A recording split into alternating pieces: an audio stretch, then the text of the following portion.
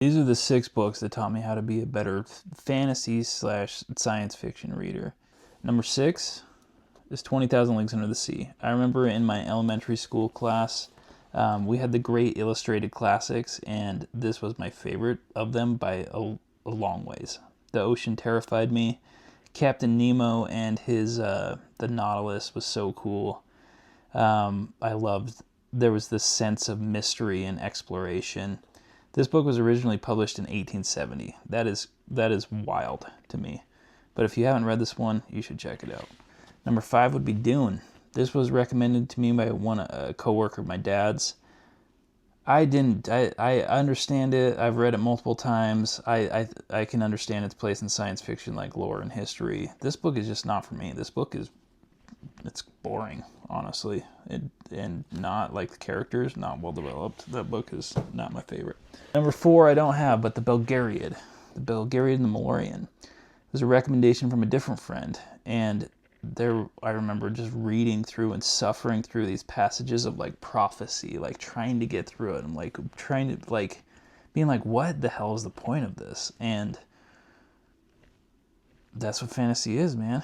And I don't think it's the best series, but I remember suffering through that and getting through all 10 books and being like, this is, I understand the mass scope that fantasy can be, but those books are not the best either, in my opinion.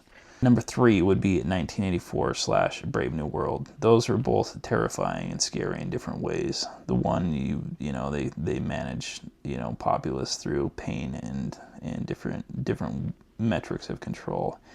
In Brave New World, it's about you know, managing people through comfort and pleasure and keeping people happy that way. And anyway, both great books. You should read them if you haven't. Those are classics for a reason, in my opinion.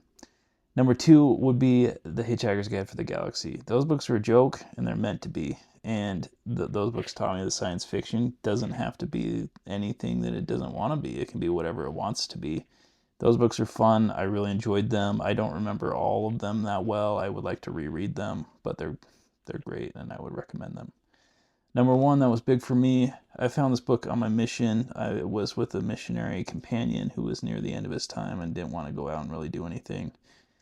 And I read it, and I'm not saying this is the best story ever, but there were a lot of concepts in here that I had never considered, and they frankly blew my mind.